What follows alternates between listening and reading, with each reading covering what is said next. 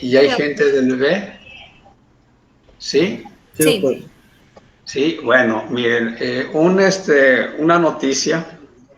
Me llegó un libro, me parece muy bueno, que se llama Libro Azul. El Libro Azul, como se dice, algunas gentes nos cayó como anillo al dedo, ¿sí? ¿Por qué? Porque realmente es un libro azul exclusivamente de fracturas, ¿sí? Y ya lo comencé a revisar y me parece muy bueno. Entonces, realmente ya se lo mandé a sus jefes de grupo para que ellos pues, lo hagan viral, lo hagan llegar a todos ustedes. Es un excelente libro, la verdad, es un libro que está realizado por la UNAM y otros, un grupo de gente que muy reconocida. Incluso algunos conceptos que en un momento dado no estuvieran muy actualizados, bueno, pues ya en el desarrollo de la clase los aclararemos, ¿verdad? Pero, de hecho, haga de cuenta que ya lo voy a agregar como parte de la bibliografía, ¿sí? Así es un libro azul, así se llama libro azul, que es de fracturas, exclusivamente fracturas. Entonces, pues realmente se me hizo una opción de poderles promover esto con ustedes y va a quedar como una bibliografía. Es un excelente libro, lo pueden guardar ustedes como parte de un texto en una USB, pero son más de 200 páginas. Pero realmente vean, o sea, los que van a ir presentando fracturas de diferentes segmentos, se pueden ilustrarse en ese libro también. Y obviamente, pues tienen algunas cosas muy importantes que ya vimos, viene teología, viene consolidación, viene el famoso, la forma de cómo debe de atenderse a un paciente fracturado. Entonces eso lo vamos a ver nosotros en politraumatizados. Entonces, con la señora, ¿sí? Que lo lleve con la señora vuelta de tu consultorio. Pues yo les dije, pero más tarde que lo abran en la computadora y yo lo reviso. ¿Viste? Sí. ¿En la computadora de ellos? Sí. Ah, bueno. Entonces, disculpen, pero es un paciente. Entonces, realmente la situación está en ese aspecto y bueno, pues, lo voy a repetir, nos cayó como anillo al dedo y es un excelente libro. Y viene el triage, famoso triage de lo que es la fractura, qué debemos de hacer, qué analgésicos hay que aplicar. O sea, está bien. O sea, me interesa que ustedes lo tengan en su bibliografía y lo vamos a ir desmenuzando en las fracturas que vayamos viendo. ¿De acuerdo? ¿Algún comentario que quieran hacer? ¿Algún comentario que me quieran hacer? No, doctor. Sí, está claro, Guillermo. Sí, está claro, Diana. Sí, doctor. Sí, entonces lo vamos a manejar de esa manera y bueno, pues ya La computadora aquí. sí, ya vemos todo eso y pues ya definimos en cada tema pero está muy interesante, ¿de acuerdo? Bueno, pues vamos a seguir con el equipo que es el 2A, perdón.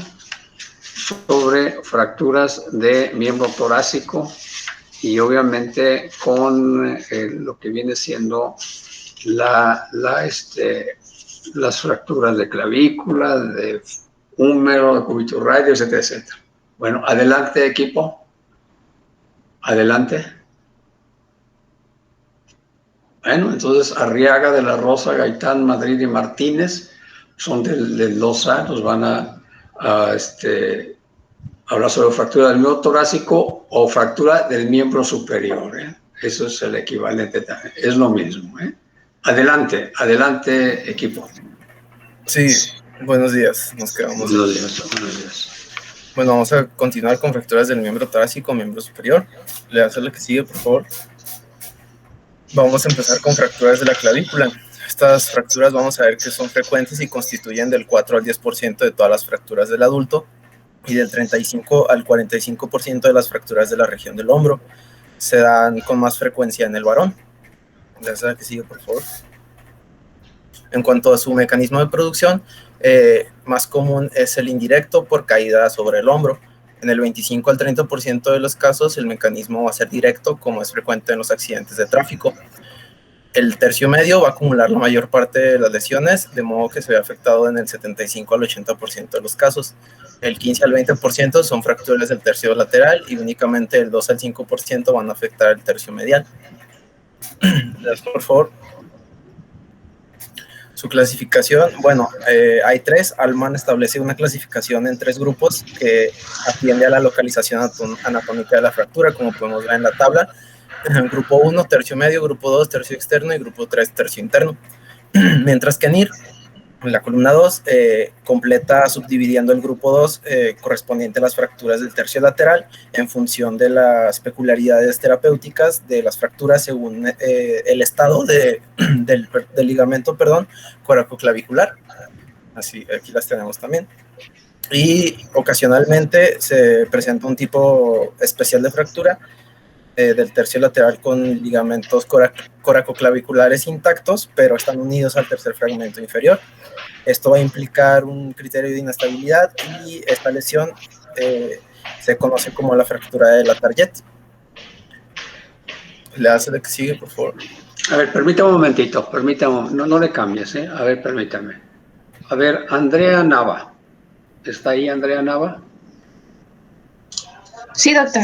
A ver, dime por favor, ¿qué ligamentos encontramos en la parte inferior de la clavícula? ¿Qué ligamentos encontramos en la parte inferior de la clavícula? Pues más o menos a nivel del tercio medio, más aproximadamente. ¿Qué ligamentos? ¿Cómo se llama?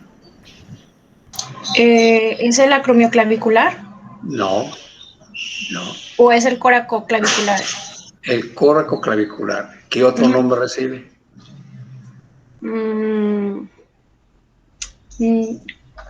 No sé, doctor, no recuerdo. ¿Qué otro nombre recibe? A ver, Sofía Hernández Saucedo. ¿Qué otro nombre reciben los ligamentos coracoclaviculares? O sea, de la ¿Coronoide? No. Por ahí va. Virginia Vázquez. Conoides. Era conoides. Conoides. ¿Y cuál otro? Trapezoide. Claro, conoides y trapezoide. Son ligamentos que están ahí y que obviamente vamos a ver que eso es importante porque cuando están lesionados obviamente nos dan inestabilidad de la clavícula, que es lo que vamos a ver. Adelante, equipo. Adelante. Bueno, ahí lo podemos ver. Ahí están los ligamentos también. Le das lo que sigue, por favor. Adelante. En cuanto a la clínica y el diagnóstico, bueno, la situación subcutánea de este hueso hace que el diagnóstico resulte sencillo, pero este hecho no hace que olvidemos que sea imprescindible el examen físico, sobre todo para evitar otras lesiones que pueden pasar. También, y por la situación del hueso, pues hay que estudiar el estado de la piel para anticipar necrosis, y en el caso de pacientes con politraumatismos es imprescindible el estudio del tórax, así como la función neurovascular de la extremidad superior, y Así vamos a descartar o afirmar las asociaciones con fracturas costales, lesiones intratorácicas, lesiones neurológicas o incluso arteriales. La proyección radiológica anteroposterior va a ser suficiente para evaluar la fractura y el estudio debe ser ampliado con una radiografía de tórax en las situaciones de fracturas anteriormente mencionadas. A ver, permítame un momentito. A ver, Aguirre Fernández. Sí, doctor. ¿Qué arteria pasa por debajo de la clavícula? ¿Qué arteria pasa? La subclavia.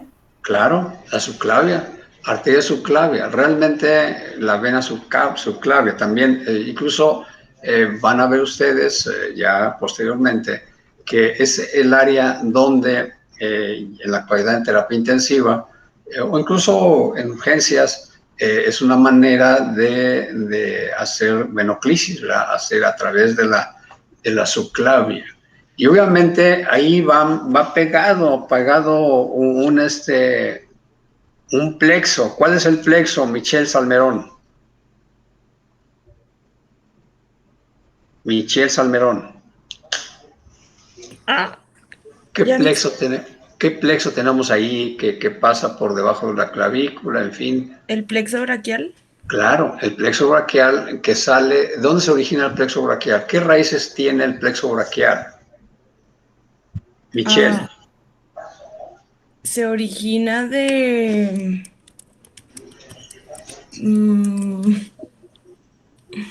C5 a T1. C5, C6, C7, C8 y T1, ¿de acuerdo? ¿Sí? Vamos a ver en su momento. Muy bien, adelante equipo, adelante.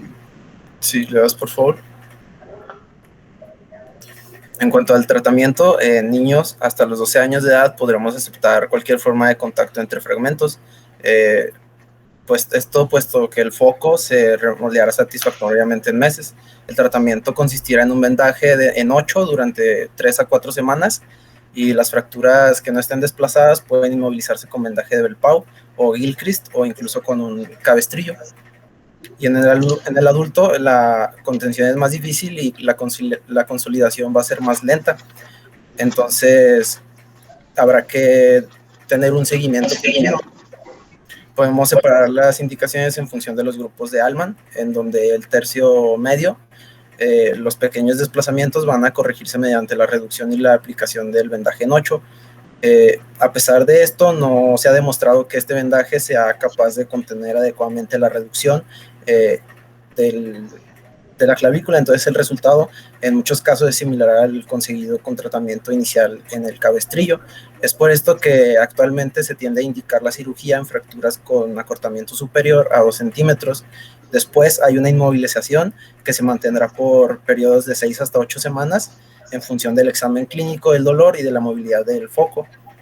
Bueno, aquí nada más quiero comentarles, permítame. Yo sé que en algunos libros y alguna bibliografía dice que en un niño 3 semanas y tan. No es cierto, no es cierto. En la práctica no es cierto. Ahí va muy bien en lo privado, ¿verdad?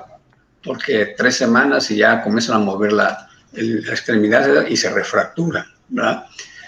Vamos a ver lo que nosotros llamamos traumatismos obstétricos, que también hay fracturas de clavícula, y la fractura de clavícula en un recién nacido, pues sí, en 2 o 3 semanas ya está pegado, ¿verdad? Porque pues, están en crecimiento. Muy bien, adelante. Después vamos a tener las fracturas del tercio externo, donde vamos a utilizar la clasificación para orientar su tratamiento. Así pues, los tipos 1 y 3 van a ser intrínsecamente estables, con escasos desplazamientos, y vamos a poder utilizar vendajes de tipo Bellpau o de Gilchrist, o cabestrillas incluso durante un periodo de 4 o 6 semanas. Gilchrist, el pronunciamiento es Gilchrist. Y otro es Bellpau. Muy bien, es en francés, François. Adelante. Y por último tenemos las fracturas del tercio interno, donde son tratadas de forma conservadora, dado que los desplazamientos no son importantes y los resultados finales son satisfactorios, entonces puede utilizarse cualquier inmovilización de las que ya mencionamos. Por favor. Adelante. Aquí los tenemos, el enlace en 8 y el de Gilchrist. Veas, por favor. Bueno, miren, aquí hay que insistir esto, fíjense bien. Yo he visto cantidad de fracturas de clavícula. Caso clínico. Masculino de 56 años de edad, que un año antes yo lo había operado de una fractura de tobillo y le fue muy bien. Entonces se fracturó un viernes, supuestamente no me localizaron, eso ya vemos otra cosa. La cosa es que llegaron a manos de un familiar, de otro familiar, total, lo que pasa siempre. Él dijo, no, yo lo opero, tiene una fractura, ahorita vamos a ver el tipo de fractura, trazo úrico corto, tercio medio, y yo lo opero. Entonces lo operó, le puso una placa, unos tornillos, se veía bien, estable, pero, oh sorpresa, se desanclaron los tornillos. Entonces, al día siguiente, fue un sábado, el domingo, lo volvió a meter para volverle a recolocar los tornillos y bueno, aparentemente estaba bien, se desancló. Entonces ya había entrado 2 veces a quirófano. Entonces ya conmigo llegaron como a la semana, ¿verdad? Pues más o menos a unos días, porque pues, le dolía mucho. A ver cuenta que la placa la tenían aquí arriba, ¿verdad? Estaba haciendo protrusión y producía mucho dolor. Entonces yo le comenté, mira, yo con la fractura original que tú tenías, yo no te operaba, trataba en forma conservadora. Vendaje en 8, que es uno de los principios. Ahorita vamos a ver todas esas cosas. Entonces, esa había sido mi primera opción de tratamiento. Pero, ¿sabes qué? Te tengo que quitar la placa. No te puedo dejar así. Entonces, entró la primera cirugía para osteosíntesis. Se botaron los tornillos, segunda cirugía para recolocar. Se siguieron botando los tornillos. Entonces, tercera cirugía que yo le hice y fue quitarle la placa y los tornillos. Saliendo su cabestrillo y tan. O sea, eso es lo que se hubiera hecho desde un principio. Y se hubieran evitado 3 quirófanos, entradas a quirófano, 3, ¿de acuerdo? Entonces, ahorita vamos a ver las indicaciones quirúrgicas de las fracturas de clavícula, pero realmente de inicio el tratamiento debe ser conservador, ¿de acuerdo? Ahí lo que ustedes ven de su imagen del lado derecho, ese es el famoso Velpo. Velpo, o sea, es una manera de inmovilizar. Yo en lo personal, el Velpo, si ustedes ven, hay una flexión del codo a 90 grados, a veces hasta 100 grados. Yo en lo personal no los flexiono tanto el codo, porque a veces hay trastornos neurocirculatorios distales. Entonces lo pongo más en extensión, un poco, pues a lo mejor a 100 grados de extensión del codo y su inmovilización. Adelante, equipo. Gracias, doctor. Adelante. Gracias, por favor. Ya pues las complicaciones, puede haber un retardo de consolidación y pseudoartrosis, en donde la falta de unión más allá de los 3 meses va a constituir el retardo, mientras que sobrepasadas los 6 meses se va a considerar pseudoartrosis. Esta puede presentarse sin dolor o déficit funcional y va a permanecer asintomática indefinidamente. Después tenemos una consolidación viciosa, donde generalmente se trata de un acortamiento marcado con deformidad angular y con posible plexopatía braquial. Y lesiones neurovasculares, a pesar de la cercanía de las estructuras neurovasculares, las lesiones son raras, pero se han descrito desgarros de la arteria subclavia en fracturas del tercio medio.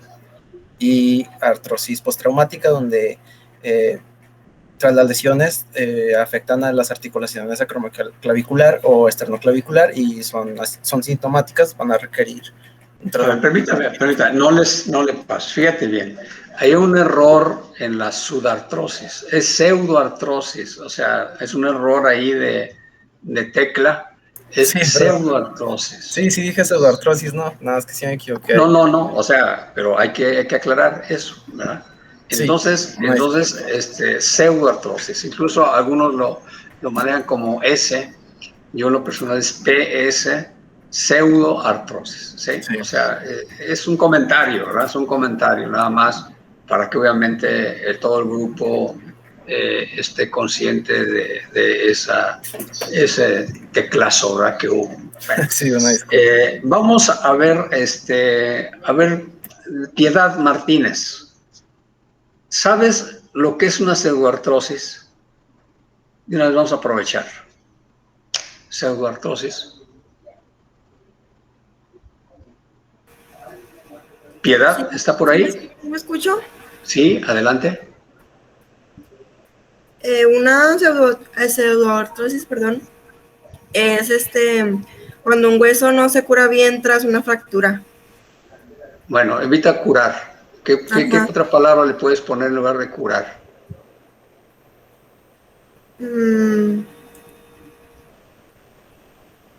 Pues sanar, no sé. Bueno, consolidar, ¿verdad? Consolidar, ¿verdad? Sí, Consolidar. o sea, hay una ausencia de consolidación tras una fractura. Bueno, fíjense bien. Vamos a hablar rápidamente de pseudoartrosis.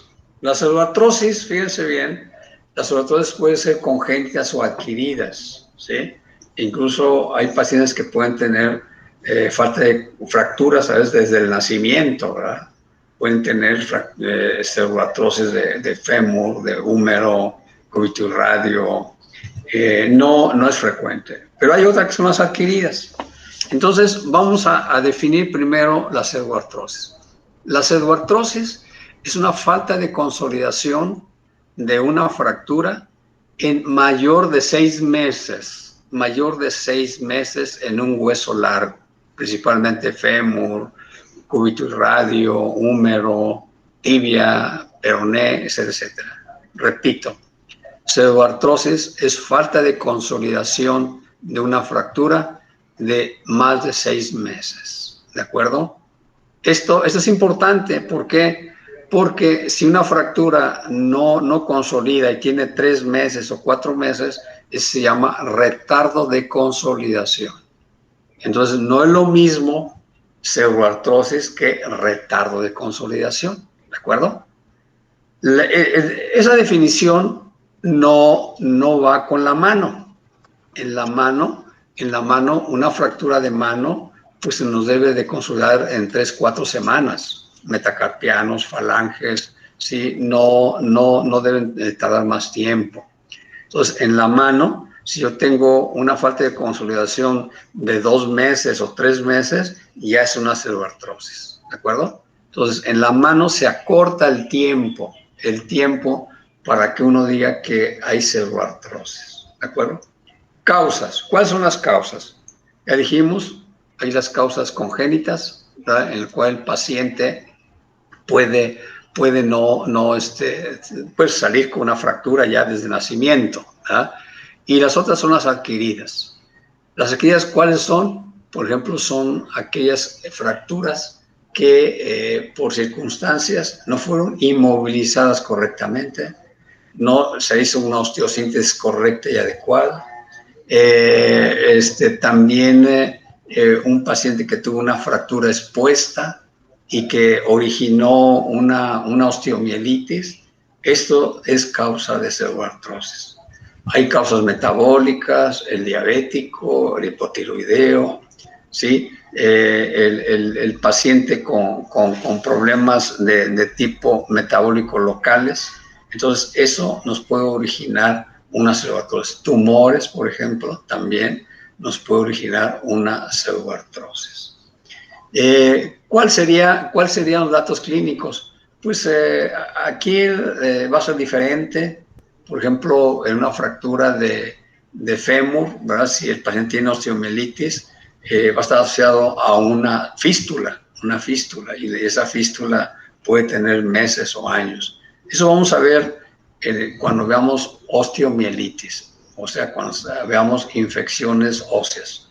Entonces, ¿y cuál sería el pronóstico? Bueno, el diagnóstico, pues obviamente lo hacemos con la historia clínica, los datos clínicos, la exploración física, el interrogatorio, radiografías, pueden hacerse resonancias, pueden hacerse gammagrafías, pueden hacerse tomografías, todos los estudios que para clínicos, ultrasonidos a lo mejor, que podamos obtener.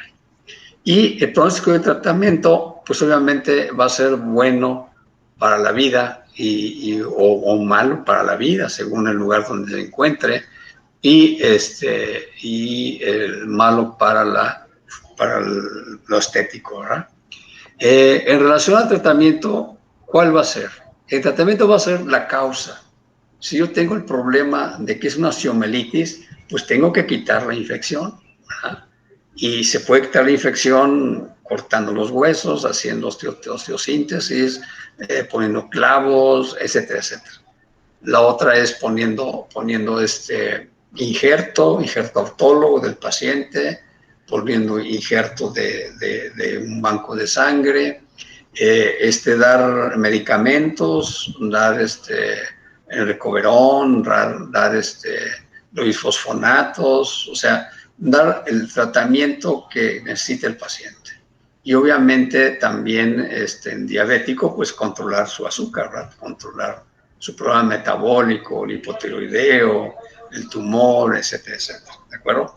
Entonces, es una introducción así rápida de lo que es una pseudoartrosis, para que de esa manera ustedes tengan ya el conocimiento más claro de lo que puede llegar un paciente. A nosotros un paciente que llega fracturado, ¿cuál es el objetivo? El objetivo es que consolide esa fractura y ponerlo a caminar, ponerlo a su actividad normal. Este es nuestro objetivo. El objetivo es hacer productivo al paciente, que regrese a sus actividades, que regrese a su vida normal. Ese es el objetivo de nosotros.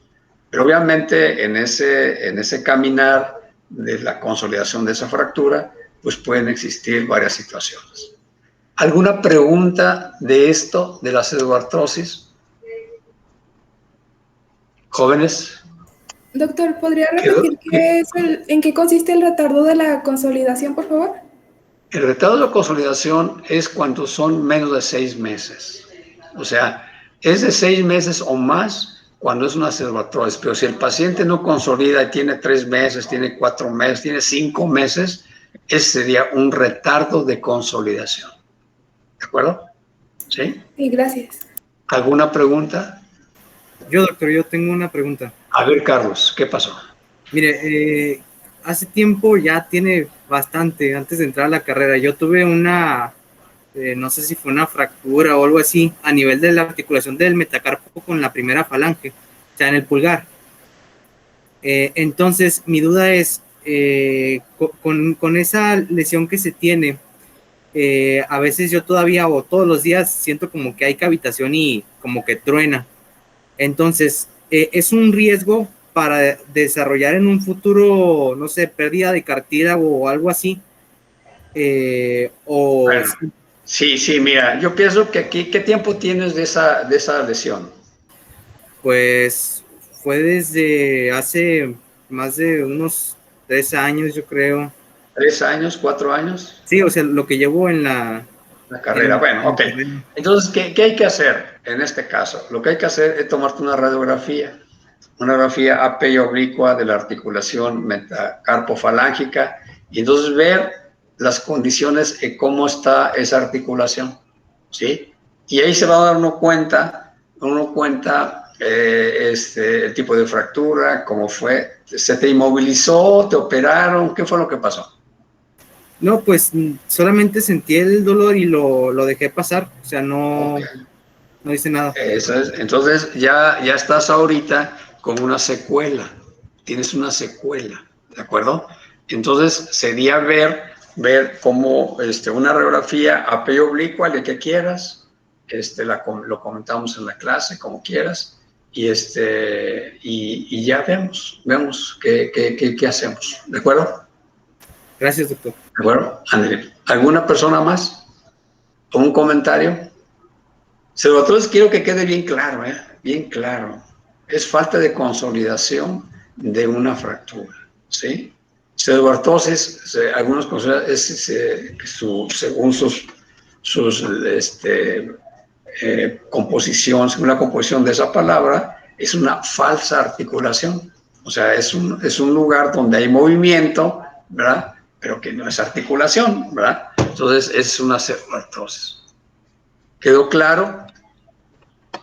¿Quedó claro este concepto? Sí. Bueno, entonces es un concepto más todavía que ya tienen es parte del curso, ¿eh? Adelante, equipo. Sí, le hace la siguiente, por favor. Bueno, ahora vamos a ver las fracturas de... Bueno, permítame. Regresa, por favor.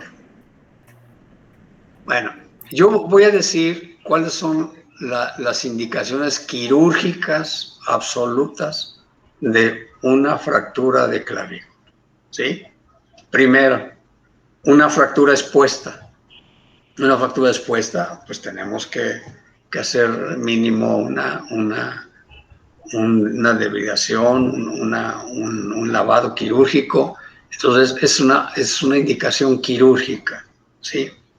La otra indicación quirúrgica, que este paciente, ya lo dijimos, por debajo de la clavícula pasa el paquete vasculonervioso.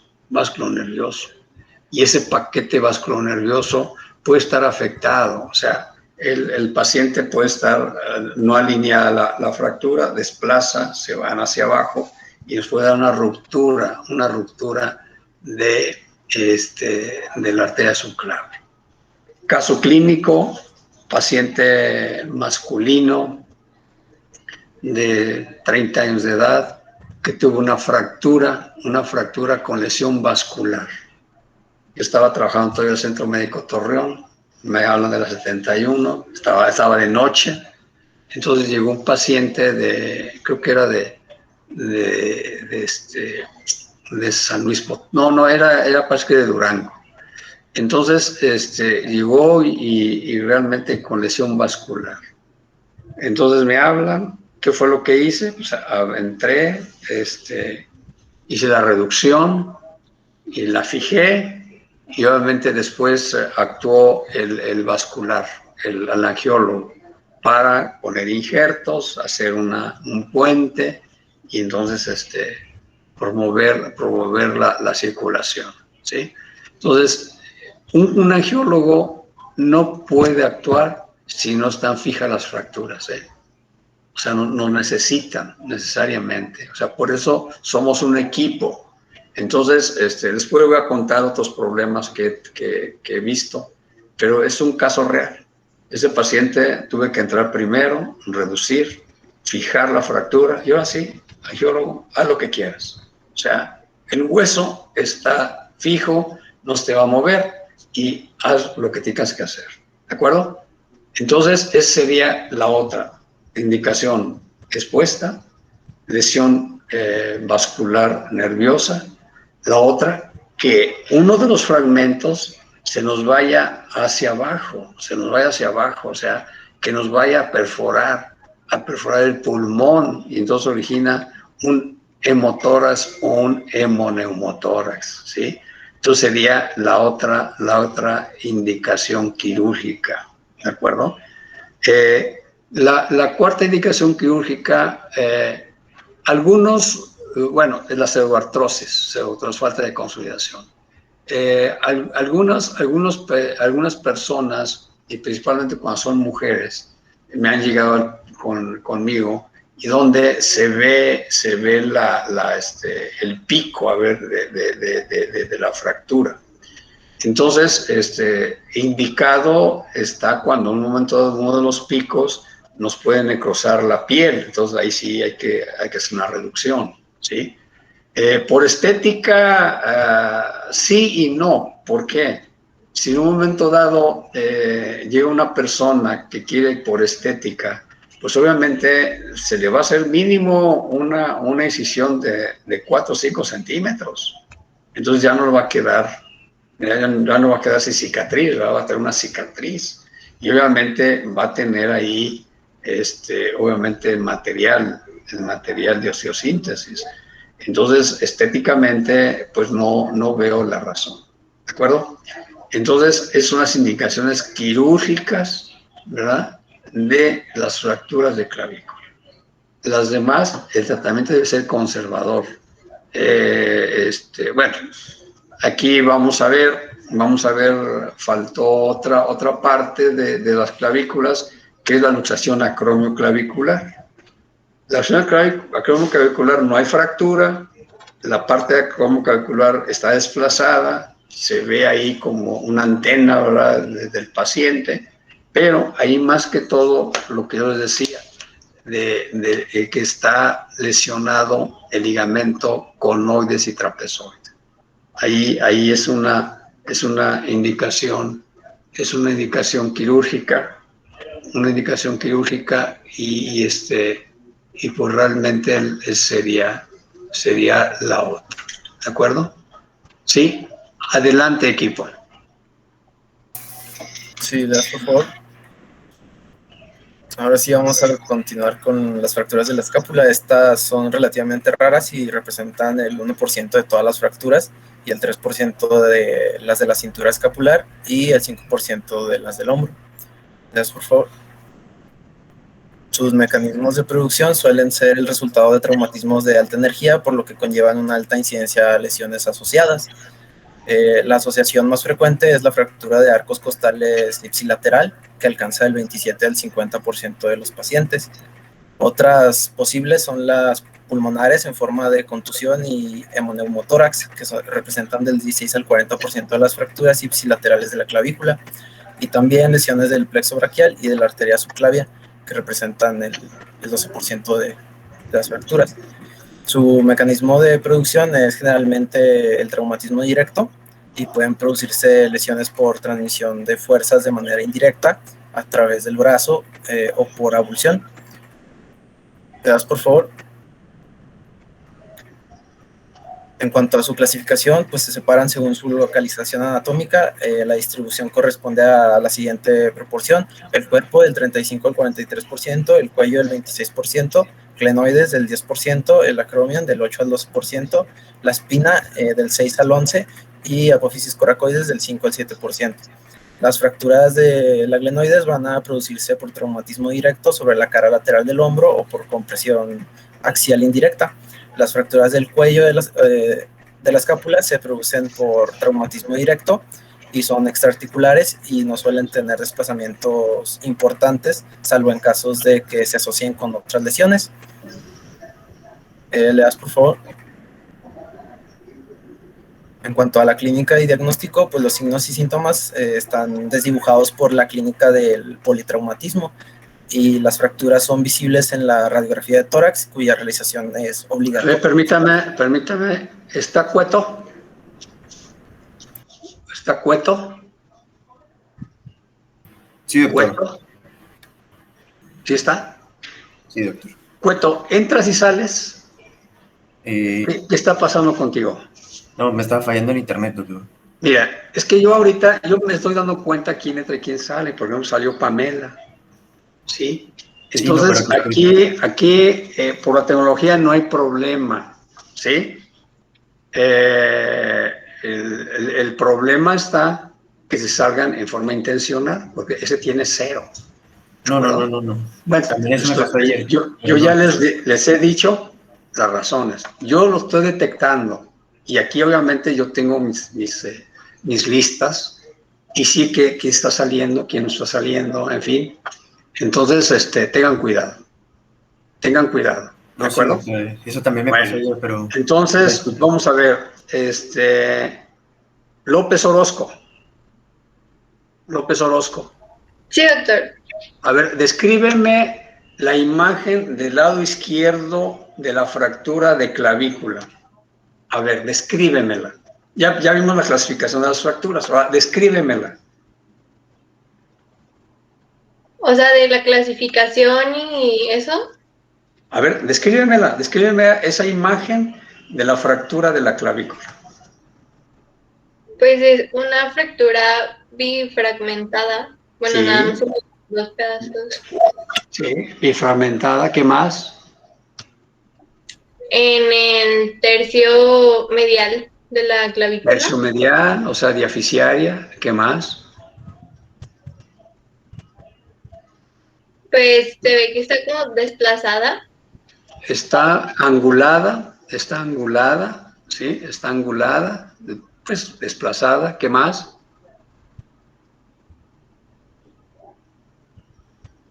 Pues la verdad, no sé qué más, doctor. No, el trazo, por ejemplo, ¿cómo es el trazo?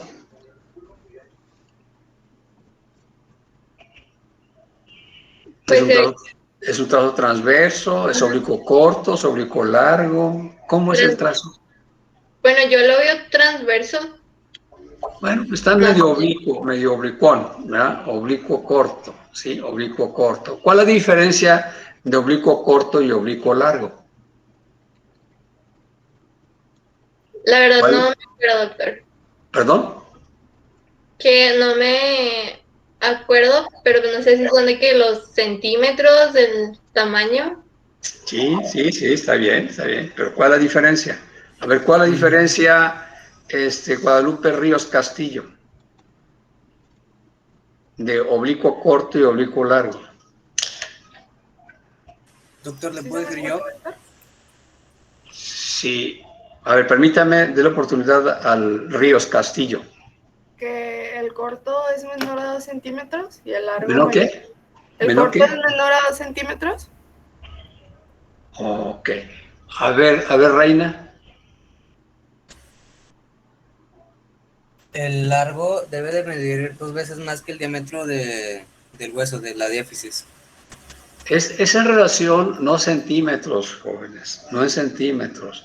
Está en relación a la longitud o el grosor de la diáfisis. Si la diáfisis mide 1 centímetro y el trazo de fractura es de 5, entonces sería un oblicuo largo, ¿sí? Si es menos de 2 veces el diámetro de la diáfisis, sería oblicuo corto. ¿Sí está claro? ¿Está claro, grupo? Sí, doctor. ¿Sí? Bueno. Sí, doctor. Adelante, equipo.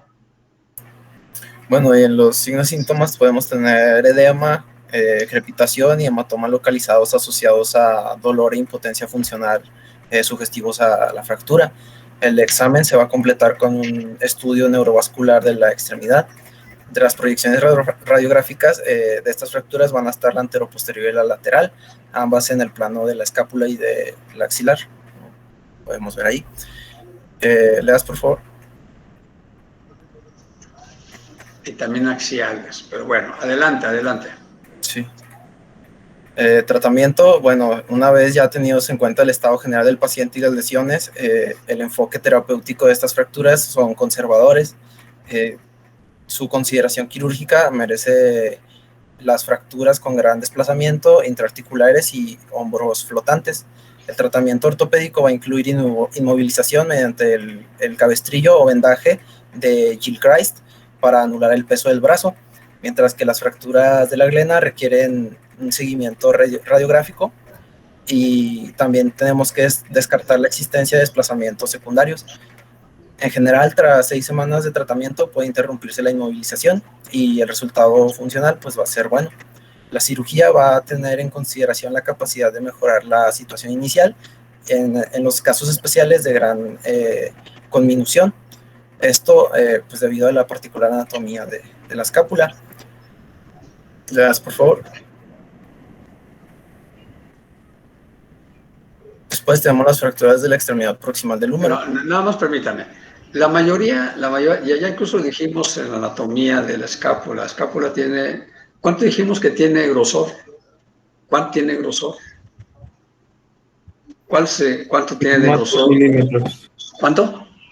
2 milímetros, ¿no? 1 a 3 milímetros. 3 milímetros, o sea, es papel, ¿verdad? Está el papel, ¿sí? Entonces la mayoría de las fracturas son conservadores. Hay un médico, sé quién es, quería operar una escápula con un trazo transverso. Y entonces la llevaron conmigo, digo, no, ¿sabe qué? Es conservador. ¿Con quién se quedaron? Pues conmigo, ¿verdad? Porque realmente yo no estaba, aquel médico lo que quería era pagar la mensualidad de su coche, ¿verdad? ¿sí? Entonces, pues son criterios, o sea, lo que es quirúrgico, aquí donde sea, en China, en Estados Unidos, donde sea, ¿sí? Cuando comienzan a decir, no, mi experiencia y todo, ya andamos mal. La que sigue, por favor, continuamos con el equipo quirúrgico, el equipo. Adelante, equipo. Sí, seguimos con las fracturas de la extremidad proximal del húmero. Estas constituyen el 5% de todas las fracturas del adulto y menos del 1% de las fracturas del niño. El 75% de estas fracturas es en pacientes de más de 40 años que corresponden a esta localización. Gracias, por favor. En cuanto al mecanismo de fractura, varía dependiendo de los grupos de edad estudiados. En los pacientes ancianos, la disminución de la masa ósea va a determinar que el mecanismo implicado sea un traumatismo de baja energía, siendo esto la caída con apoyo del brazo estirado desde una posición en bipedestación, lo que nos va a dar la fractura más frecuente. En los pacientes más jóvenes, estas fracturas aparecen en relación con traumatismos de alta energía y es frecuente que se asocien a otras fracturas en el contexto de pacientes con politraumatismos. Otras causas menos frecuentes son las convulsiones. Leas, por favor. En cuanto a la clasificación, es la clasificación propuesta por NIR y se basa en la relación entre los cuadros de los segmentos anatómicos, el troquíter, el troquín, el segmento articular y la diáfisis humeral. Para que un fragmento sea considerado independiente, va a estar rotado a 45 grados o separado de otro fragmento por 1 centímetro. Así, la fractura del húmero con múltiples trozos debe considerarse una fractura en un fragmento si no existe un desplazamiento significativo. Después tenemos la fractura de 2 fragmentos que va a corresponder a la fractura del cuello quirúrgico, en la que la cabeza va a permanecer unida a las tuberosidades y va a estar desplazada respecto a la diáfisis. Después tenemos la de 3 segmentos, a las que pueden asociarse la luxación de la cabeza y van a afectar al cuello quirúrgico y a una de las tuberosidades, más específicamente o con mayor frecuencia es el troquíter. Después, una fractura en 4 fragmentos donde todos están desplazados y el fragmento de la cabeza está desprovisto de inserciones de partes blandas. Y la última categoría incluye las fracturas de la superficie articular y se produce pérdida articular de las fracturas estallido de la cabeza o fracturas por impactación. En esta clasificación, estas fracturas se clasifican por separado debido al mal pronóstico. Sí, miren, nada más, no me lo cambies. La anterior, por favor. La clasificación de NIR es una clasificación. La original era 4 fragmentos, grado 1, el tipo 2, tipo 3, 4, la 5 es la interarticular y la 6 es luxación, que puede ser anterior o posterior. O sea, la luxación puede ser anterior o posterior. Si hablamos de luxaciones, la más frecuente es la anterior, la articulación del hombro, la luxación anterior. Yo he visto 1 o 2 casos de luxaciones posteriores, son las menos frecuentes. La anterior son las más frecuentes. Esas luxaciones, vamos a ver que es habitualmente con rotación externa del brazo, rotación externa. Y obviamente aquí tenemos que ver 2 conceptos que son importantes en las luxaciones. Obviamente la luxación es una urgencia y tenemos que reducirla. Y hay una clásica maniobra del traumatólogo que agarraba al paciente, se quitaba el zapato, le ponía el pie en la axila y le daba tracción, rotación interna y entraba la luxación, es la famosa de Cocker.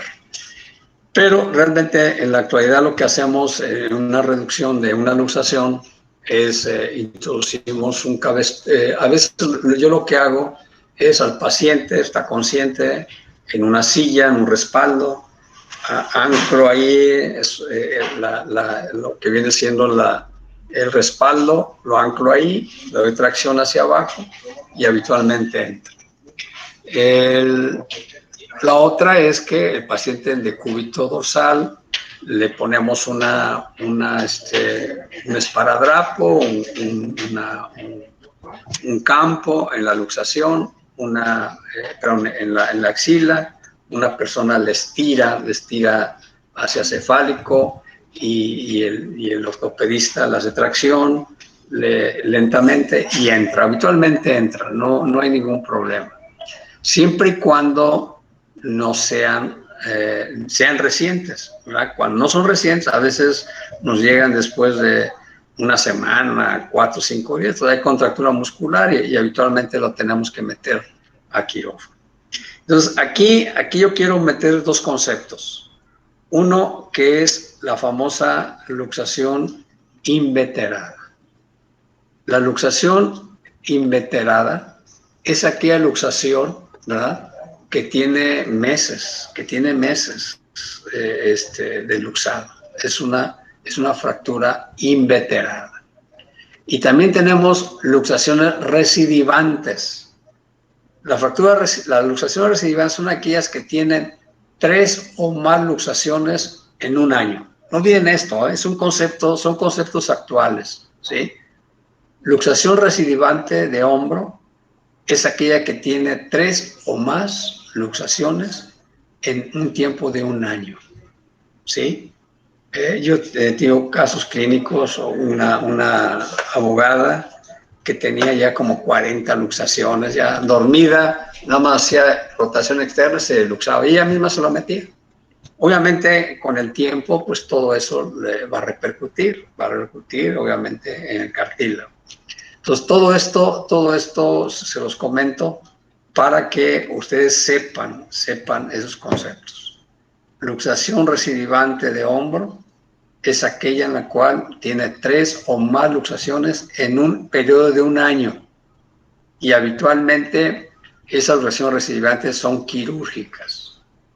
Que la inveterada de luxación de hombro es aquella que tiene meses, tiene varias semanas, y esa luxación está sin reducir. Es la inveterada. ¿De acuerdo? ¿Está claro de esto? Sí, doctor. Sí, doctor, grupo. yo tengo una duda. A ver, Cecilia. Cuando usted le desacomoda, pues, el hueso en una luxación, ¿a los pacientes les duele o no existe dolor? Bueno, yo habitualmente cuando el paciente coopera, yo habitualmente les introduzco un analgésico, ¿verdad? En ese momento de haber con una venoclisis, ahí está la enfermera, póngale su analgésico y en ese momento entra. El paciente, obviamente, a veces el dolor es de cooperación del paciente, o sea, de sensibilizar al paciente que no es lo mismo que entra a quirófano a que se haga ahí en los servicios de urgencias, porque obviamente en servicios de urgencias se inmoviliza un discrais o un belpo o un cabestrillo y se va a su casa, ¿verdad? Y tiene que inmovilizarse mínimo 3 semanas y no al día siguiente andar sin nada, porque entonces obviamente se va a luxar otra vez. Entonces, aquí lo hago de 2 maneras. A veces, el doctor González era un excelente anestesiólogo. Era tan excelente que ahí en urgencias me infiltraba el paciente con anestesia local y me infiltraba el hombro y entraba, ¿verdad? ¿Sí? Pero si no, pues entramos a quirófano. ¿De acuerdo? ¿Alguna pregunta más? ¿Sí está claro? Doctor, Sí, doctor. Sí. Mencionaba que no se dejara pasar tanto tiempo, pero hay como que horas delimitadas o días delimitados para hacer estas maniobras. No, pues es que debe ser en caliente, o sea, debe ser en poco tiempo. Es una urgencia, ¿eh? Una luxación es una urgencia. Entre más rápido se haga, mejor.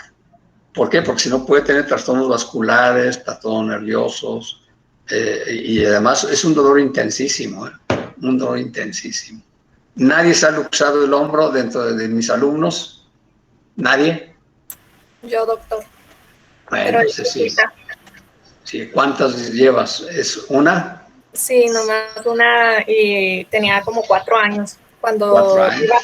Iba a brincar, mi papá me agarró porque pensó que yo me iba a caer y pues me luxé el hombro. Sí, te traccionó la extremidad. Ok, muy bien. No, pues ahí está un ejemplo. ¿Alguien más? Doctor, yo tengo una duda. A ver. O sea, por ejemplo, yo antes jugaba fútbol americano y me pasaba que, bueno, a los compañeros se les luxaba el hombro y ahí mismo, pues los entrenadores se los acomodaban. ¿Eso puede causar un daño peor? Les daban Bueno, si realmente están seguros que es una luxación, hay que hacerlo rápido. Pero ahí más que todo es la inmovilización, ¿eh? Es la inmovilización, o sea, no se reduzca y ya, ahí nos veamos y mañana sigue entrenando, no. O sea, tiene que haber una inmovilización para que todos los tejidos blandos, todos los ligamentos, la cápsula, la sinovial, vaya teniendo su forma normal, ¿verdad? No, lo pueden hacer, no hay problema, ¿sí? Siempre y cuando sea luxación, ¿verdad? ¿Por qué? Porque cuando no se tiene un diagnóstico, el paciente puede estarle jalando y pueden fracturar el húmero, ¿eh? Entonces tengan mucho cuidado. Continuamos. ¿Sí? Doctor, ¿cuántos meses o cuánto tiene que pasar para que ya lo consideremos una luxación inveterada? Ya les decía, una luxación inveterada es más de un mes, 2 meses, ¿sí? Sí, ya, o sea, varias semanas, ¿ok? Es una luxación inveterada. ¿Alguien más? ¿No? Bueno, adelante equipo. Tenemos 2 minutos todavía ahorita antes de que se interrumpan la transmisión. Adelante, sí. Equipo. ¿Le das, por favor? Bueno, seguimos con la clínica y el diagnóstico. Bueno, los síntomas van a ser variables y están relacionados con la conminución y con el grado de separación de los fragmentos. Vamos a tener dolor, sobre todo en relación con los intentos de movilización y la palpación, y la inflamación y el hematoma en la zona van a descender por el brazo y la cara anterior del tórax durante los primeros días. También hay una típica equimosis en las caras internas del brazo y lateral del tórax a partir de las 48 horas y se conoce como signo de Hennequin. Y bueno, va a ser esencial también la exploración neurovascular aquí del miembro superior y se deben explorar los pulsos distales y el plexo braquial. También el nervio axilar, al ser el nervio periférico más frecuentemente afectado y debe ser explorado en sus funciones motora y sensitiva. Las radiografías básicas en el área de urgencias son la radiografía anteroposterior del hombro y también podemos tener una tomografía computarizada